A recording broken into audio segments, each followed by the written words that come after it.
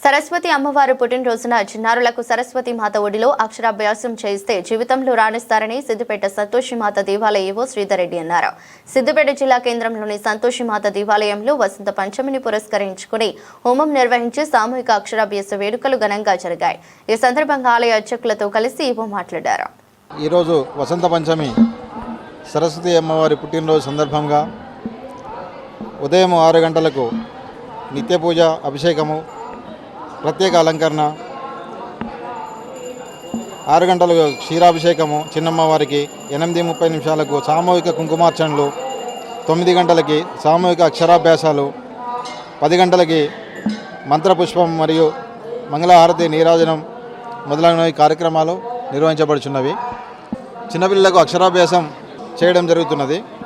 భక్తులు అధిక సంఖ్యలో పాల్గొనడం జరిగింది. ఈ కార్యక్రమానికి భక్తులకు ఎటువంటి అసౌకర్యం కలగకుండా అన్ని ఏర్పాట్లు చేయడం జరిగింది. సంతోషిమాత దేవాలయంలో దాదాపు 33 సంవత్సరాల నుంచి ఈ అమ్మవారుకు అశేషమైనటువంటి పూజలు నిర్వహిస్తున్నారు. మరియు శ్రావణ మాసం నందు వరలక్ష్మి వ్రతం నందు అనేకమైనటువంటి విశేషమైనటువంటి అలంకారాలు మరియు కుంకుమార్చనలు, అక్షరాభ్యాస విద్యాపనలు ఇటువంటి కార్యక్రమాలు శ్రావణ మాసంలో జరుగుతాయి.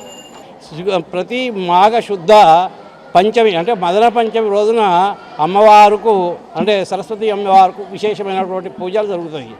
ఇటు ఈ మాఘమాసం నందు జరిగేటువంటి పూజలు విశేషమైనటువంటి పూజలు పొద్దున ఉదయం 5 గంటల నుండి అమ్మవారుకు అభిషేకము, 6 గంటల నుంచి చిన్నమ్మవారుకు క్షీరాభిషేకము మరియు కుంకుమార్చనలు మరియు లక్ష పుష్పార్చన కార్యక్రమాలు మరియు అక్షరాభ్యాసాలు అమ్మవారుకు విశేషంగా జరుగుతాయి.